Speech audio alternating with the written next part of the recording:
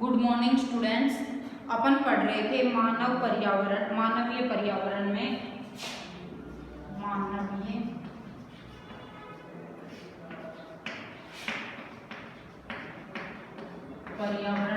बस्तियां,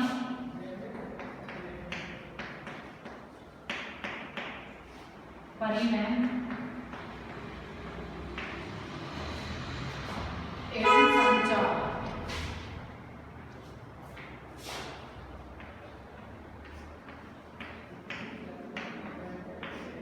अब अपन पढ़ रहे थे, ठीक है, अपन पढ़ रहे थे इसमें परिवहन के साधन, ठीक है ना, परिवहन के साधन।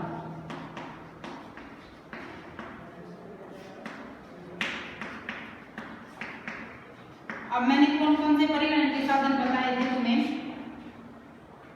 परिवहन के साधन है मुख्यतः 4 हैं। यह सड़क मार्ग, रेल मार्ग, जल मार्ग एवं वायु मार्ग। सड़क मार्ग यहाँ लिख देती हूँ मैं, सड़क मार्ग, दूसरा है रेल मार्ग, तीसरा है जल मार्ग और चौथा है वायु मार्ग। अब अपन ने सड़क मार्ग तो पढ़ लिया था, ठीक है ना। अब पढ़ेंगे अपन रेल मार्ग। देखो, सड़क मार्ग अपन ने पढ़ लिया था। कम दूरी के लिए जो यातायात किया जाता है वो सड़क मार्ग के द्वारा किया जाता है। सड़कें हर क्षेत्र में किसी भी प्रकार की भौगोलिक दशा हो, चाहे वो हर क्षेत्र में संभव है सड़कों का निर्माण करना। और सड़कें 2 प्रकार की होती हैं, कच्ची व पक्की सड़कें। कच्ची सड़कें गांवों तक सभी तक जाती हैं। पक्की सड़कें ये जैसे नेशनल हाईवेज हैं, राज्य हाईवे, ये सारी इसमें आ जाएंगे, ठीक है। अब देखो, रेल परिवहन पढ़ रहे हैं आज अपन। रेल मार्ग के द्वारा तीव्रता से कम खर्च में लोगों का आवागमन एवं भारी सामान को ढोने का कार्य होता है। अब रेलों के द्वारा तीव्रता से होता है और सस्ता पड़ता है रेल मार्ग के द्वारा सामान का और यात्रियों का परिवहन करना। वाष्प के इंजन की खोज एवं औद्योगिक क्रांति ने रेल परिवहन के तीव्र विकास में सहायता प्रदान की। डीजल एवं विद्युत इंजनों ने व्यापक रूप से वाष्प के इंजनों का स्थान ले लिया। सुपरफास्ट रेलगाड़ियों से परिवहन की गति और तीव्र हो गई है। मैदानी भागों में रेल मार्गों का जाल व्यापक रूप से फैला हुआ है। उन्नत प्रौद्योगिकी कौशल से दुर्गम पहाड़ी क्षेत्रों में भी रेल मार्ग बनाना संभव हो गया है, लेकिन इनकी संख्या काफी कम है। भारतीय रेल मार्गों का जाल भली भांति विकसित है, ये एशिया में सबसे बड़ा है। अब रेलों का जाल, भारत के रेल मार्गों का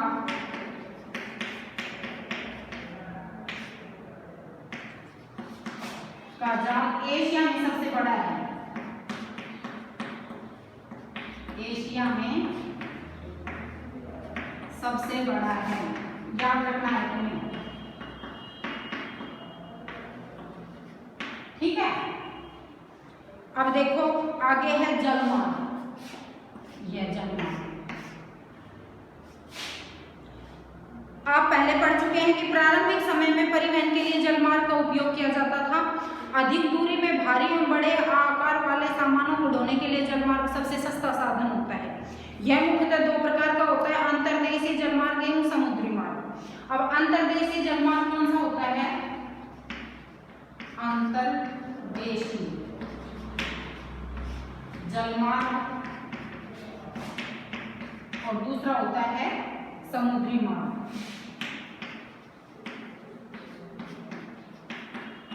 अभी यह मैंने तुम्हें पहले भी समझाया था। अंतर्देशीय जलमार्ग कौन से होते हैं? जो देश के अंदर ही विभिन्न तालाबों से या छोटे समुद्रों में या विभिन्न तालाबों से, झीलों से जो परिवहन किया जाता है वो अंतर्देशीय जलमार्ग होते हैं, जो देश के अंदर ही होते हैं। और समुद्री मार्ग वो होते हैं जो एक देश से दूसरे देश में समुद्र के द्वारा जो जल परिवहन किया जाता है वो समुद्री मार्ग होता है, ठीक है। अगर समझ में, अंतर्देशीय जलमार्ग वो होते हैं जो देश के अंदर ही झीलों के द्वारा, जो बड़ी बड़ी झीलें होती हैं उनके द्वारा जो आंतरिक परिवहन किया जाता है ना, वो अंतर्देशीय जलमार्ग हो जाएगा। और समुद्री मार्ग वो होता है जो समुद्र के द्वारा एक देश से दूसरे देश में ये परिवहन जल मार्गों के द्वारा किया जाता है। ठीक है, आ गया समझ में। अब नावें, नदियों एवं झीलों का उपयोग अंतर्देशीय जलमार्ग के लिए होता है। कुछ महत्वपूर्ण अंतर्देशीय जलमार्ग हैं, जैसे गंगा ब्रह्मपुत्र नदी तंत्र, उत्तरी अमेरिका में ग्रेट लेक एवं अफ्रीका में नील नदी। अब जैसे बड़ी बड़ी नदियों में अपने यहाँ भारत में कौन सी है, गंगा ब्रह्मपुत्र नदी तंत्र, जो मैदानी क्षेत्र में बहती है ना, पहाड़ी क्षेत्र से, हिमालय से निकलकर गंगा ब्रह्मपुत्र नदी क्षेत्र, तो इनके द्वारा जो जल परिवहन किया जाता है वो क्या होगा, अंतर्देशीय जल परिवहन। इसी प्रकार से उत्तरी अमेरिका में ग्रेट लेक में किया जाता है, बड़ी झील है ग्रेट लेक। अफ्रीका में नील नदी जो सबसे बड़ी नदी है उसके द्वारा आंतरिक जल परिवहन किया जाता है। समुद्री एवं महासागरीय मार्गों का उपयोग सामान्यतः व्यापारिक माल एवं सामान को एक देश से दूसरे देश में पहुंचाने के लिए करते हैं। अब समुद्री मार्ग है, इसके द्वारा ये बड़े समुद्र, बड़े जो महासागर हैं या बड़े समुद्र हैं, उनके द्वारा एक देश से दूसरे देश में सामान पहुंचाने के लिए उसमें परिवहन किया जाता है। ये मार्ग पत्तनों से जुड़े होते हैं। पत्तन क्या होती हैं, पत्तन वो होती हैं जिसे बंदरगाह बोलते हैं।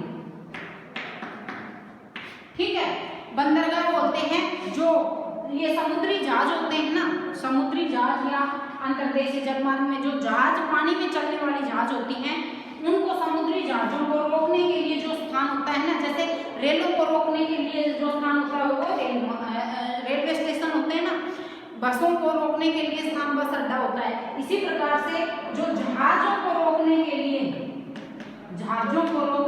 जो स्थान होता है उसे क्या बोलते हैं, पत्तन या बंदरगाह। ठीक है, तटीय क्षेत्रों पे होती हैं। विश्व के कुछ महत्वपूर्ण पत्तन हैं। एशिया में सिंगापुर एवं मुंबई, उत्तर अमेरिका में न्यूयॉर्क एवं लॉस एंजल्स, दक्षिण अमेरिका में रियो डी जेनेरियो, अफ्रीका में डरबन एवं केप टाउन, ऑस्ट्रेलिया में सिडनी, यूरोप में लंदन। क्या आप विश्व के कुछ और पत्तनों के नाम बता सकते हैं? देखो ये दे रखे हैं, इसमें ट्रांस साइबेरियन रेल मार्ग दे रखा है, ये पत्तन भी दे रखे हैं इंग्लिश में आगे 7.11 में इसमें दे रखे हैं ये विभिन्न प्रकार के। देखो अपने यहाँ भी अलग अलग पत्तन है ये, जो क्योंकि अपना जो दक्षिणी भाग है ना भारत का, वो समुद्र से लगता हुआ है, तो उस पे भी विभिन्न प्रकार की पत्तन विकसित कर रखी हैं। ठीक है, ये कुछ पत्तनों के नाम आप याद रख लेना, आपकी बुक में दे ही रखे हैं। अब आगे है वायु मार्ग। वायु मार्ग में देखो 20वीं सदी के आरंभ में विकसित यह परिवहन का सबसे तीव्र मार्ग है। तीव्र का मतलब है स्पीड से चलने वाला। ईंधन की लागत अधिक होने के कारण यह सर्वाधिक महंगा साधन है। अब जल परिवहन सबसे सस्ता साधन है, परिवहन में जल परिवहन सबसे सस्ता साधन है, उसके बाद रेल परिवहन है, फिर सड़क परिवहन है, और सबसे महंगा क्या है, वायु परिवहन सबसे महंगा साधन है। वायु यातायात खराब मौसम जैसे कोहरे एवं तूफान से खूब प्रभावित होता है। यह यातायात का अकेला साधन है जो सर्वाधिक दुर्गम एवं दुर्गम स्थानों तक पहुंच सकता है। अब वायु परिवहन महंगा तो है, लेकिन जहां सड़क पर परिवहन के द्वारा, रेल परिवहन के द्वारा और जल परिवहन के द्वारा नहीं पहुंचा जा सकता, वहां पर वायु परिवहन, इसका मतलब क्या है कि हर जगह वायु परिवहन के द्वारा जाया जा सकता है, चाहे वो पहाड़ी क्षेत्र हो, चाहे वो समुद्री क्षेत्र हो, चाहे वो ये पठारी क्षेत्र हो, चाहे वो मरुस्थलीय क्षेत्र हो, सब जगह वायु परिवहन के द्वारा आसानी से जाया जा सकता है। हेलीकॉप्टर अगम्य स्थानों एवं संकटकालीन स्थितियों में लोगों को बचाने एवं भोजन, जल, कपड़े एवं दवाएं बांटने के लिए एक बहुत ही उपयोगी साधन है। अब इसका साधन का नाम है हेलीकॉप्टर, जो कि देखो जैसे किसी क्षेत्र में बाढ़ आ गई, किसी क्षेत्र में सूखा पड़ गया, तो बाढ़ वाले क्षेत्र को या सूखा प्रभावित जो क्षेत्र है, किसी क्षेत्र में भूकंप आ गया, किसी में ज्वालामुखी आ गया, तो वहां तक खाद्य पदार्थों की आपूर्ति करने के लिए हेलीकॉप्टर का उपयोग किया जाता है, जो कि तीव्रगामी तो है ही हेलीकॉप्टर, लेकिन उन स्थानों तक जैसे बाढ़ आ जाती है तो पानी भर जाता है, तो स्थल परिवहन तो रेल और रेल परिवहन और सड़क परिवहन तो काम देंगे नहीं, क्योंकि सड़कें ये रेलें सभी उसमें डूब जाती है, रास्ते का पता ही नहीं चलता, तो उसमें वायु परिवहन काम आता है और हेलीकॉप्टर के द्वारा वहां तक हर वस्तुएं, जैसे लोगों को बचाना और हर सामान जरूरत का वहां हेलीकॉप्टरों के द्वारा पहुंचा दिया जाता है। देखो ये इसमें दे भी रखा। हेलीकॉप्टर अगम्य स्थानों, अगम्य का मतलब होता है जहां पर पहुंचना असंभव या बहुत ही कम चांस हो। स्थानों एवं संकटकालीन स्थितियों में लोगों को बचाने एवं भोजन, जल, कपड़े एवं दवाएं बांटने के लिए एक बहुत ही उपयोगी साधन है। कुछ महत्वपूर्ण हवाई पत्तन है। अब हवाई अड्डे जहाँ हवाई जहाज रुकते हैं, हवाई जहाज होते हैं, हेलीकॉप्टर होते हैं, ये रुकते हैं, वो देखो Delhi, Mumbai, New York, London, Paris, Frankfurt एवं काहिरा में मुख्य मुख्य नाम दे रखे हैं। इसमें अपने यहाँ भारत में भी और कई जगह हैं, जैसे जयपुर में है, बम्बई में है, कलकत्ता में है, चेन्नई, हैदराबाद, ये सारे शहरों में है। ठीक है, अब है ये तो थे परिवहन के साधन, सड़क मार्ग, रेल मार्ग, जल मार्ग और वायु मार्ग, ये अपन ने पढ़ लिए हैं। अब इनमें सबसे सस्ता जल मार्ग होता है, लेकिन जल मार्ग सिर्फ समुद्री क्षेत्रों में ही या जलीय क्षेत्रों तक ही संभव है। सबसे महंगा वायु मार्ग होता है। सड़कें हर गांव घाटी तक पहुंचाई जा सकती हैं, जबकि रेल परिवहन भी सस्ता ही साधन है, लेकिन हर क्षेत्र में पहुंचना रेलों का संभव नहीं है। अब इसके आगे है संचार के साधन।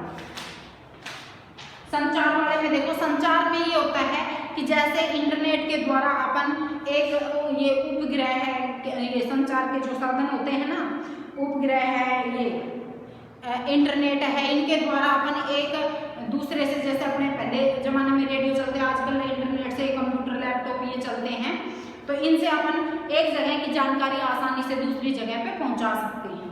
संचार दूसरों के पास तक सूचना पहुंचाने की प्रक्रिया है। तकनीकी विकास के साथ मानव ने संचार के नए एवं तीव्र साधनों को विकसित किया है। संचार तंत्र का वर्णन देखो, इसमें ये दे रखा है कि ये देखो रेडियो, टेलीविजन, ये सारी चीज दिखा रखी है ना। संचार के क्षेत्र में विकास से विश्व में सूचना क्रांति आ गई है। सूचना प्रदान करने के लिए, शिक्षा तथा मनोरंजन के लिए संचार के विभिन्न साधनों का उपयोग होता है, जैसे समाचार पत्र, रेडियो एवं टेलीविजन के द्वारा हम बड़ी संख्या में लोगों के साथ संचार कर सकते हैं अपनी बात, जैसे रेडियो के द्वारा, टेलीविजन के द्वारा, समाचार पत्रों के द्वारा, ये सारे संचार के ही साधन हैं कि अपना मैसेज दूसरे तक पहुंचाना। इसको जनसंपर्क माध्यम कहते हैं। सैटेलाइट से संचार में तीव्रता आई है। तेल की खोज, वनों का सर्वेक्षण, भूमिगत जल, खनिज संपदा, मौसम पूर्वानुमान, आपदा पूर्व चेतावनी आदि से सैटेलाइट सहायक होते हैं। अब हम इंटरनेट के माध्यम से इलेक्ट्रॉनिक मेल या ईमेल भेज सकते हैं। आज सेल्युलर फोन के द्वारा बेतार टेलीफोनिक संचार अत्यधिक लोकप्रिय हो गया है। सेल्युलर फोन जो अपना ये मोबाइल होता है ना, उसे हिंदी में कहते हैं, जो बिना तार के होता है ना, मोबाइल में कोई तार थोड़े होता है, ये सैटेलाइट से, ये इंटरनेट से जुड़ता है अपना, ठीक है ना। इंटरनेट के माध्यम से विश्व भर में केवल सूचना एवं परस्पर समीपता ही नहीं मिलती, अपितु इससे हमारा जीवन अधिक सुखमय भी बन गया है। अब हम घर बैठे रेल, हवाई जहाज, सिनेमा या होटल तक के लिए टिकट आरक्षित करवा सकते हैं। संपूर्ण विश्व में इस प्रकार के लोगों एवं सेवाओं एवं संस्थाओं के बीच तीव्र गति से आज हम आपसी संपर्क संभव होने के कारण आज हम बृहत विश्व समाज के रूप में विकसित हो रहे हैं। इसमें ये बताया गया है कि देखो संचार के जो साधन है, अपन पढ़ रहे हैं संचार। अब संचार के जो साधन है वो अब विकसित होने से, देखो सैटेलाइट विकसित हो गई है, तो अपन आसमान में दूर तक ये रॉकेट वगैरह नहीं छोड़ते हैं, तो उनके द्वारा अपन आसमान में दूर तक और पृथ्वी के अंदर तक विभिन्न प्रकार की जानकारी एकत्रित कर लेते हैं। इसी प्रकार से इंटरनेट के माध्यम से अपन एक स्थान से सूचना दूसरे स्थान पे आसानी से पहुंचा सकते हैं। देखो अब आप देख रहे हो कंप्यूटर युग है, तो इसमें जब ये संचार की क्रांति आई है या अब अधिक ये इंटरनेट का, सैटेलाइट का, इनका प्रयोग अधिक होने लगा है, तो अब देखो अपन घर बैठे बैठे कोई भी जानकारी लेनी है, अपन गूगल पे सर्च करते हैं, फटाफट अपन को रास्ते का नहीं पता तो रास्ता खोज लेते हैं। अपन को कोई बुक के बारे में पढ़ना है तो फटाफट इंटरनेट पे बुक डाउनलोड की और पढ़ लिया अपन ने। अपन को ये देखना है अमेरिका में किस प्रकार का जीवन यापन करते हैं, या वहाँ का मौसम किस प्रकार का है, वहाँ की जलवायु किस प्रकार की है, तो ये इंटरनेट से अपन को आसानी से अपने मोबाइल में ही घर बैठे बैठे देख सकते हैं। जबकि पहले जमाने में एक समाचार देने के लिए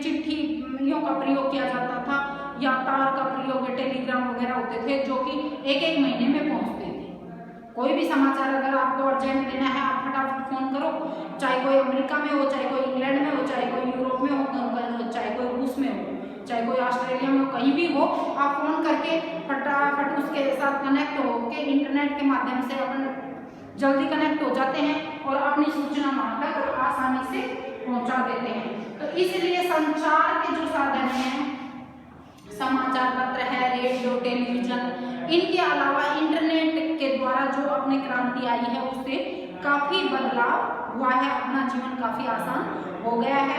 अभी यह लेसन आपका कंप्लीट हो गया है, अब कल अपन करेंगे इसके प्रश्न उत्तर, ठीक है ना। और ये पढ़ लेना, अगर समझ में नहीं आए तो आप मेरे से पूछ लेना। आज ये लेसन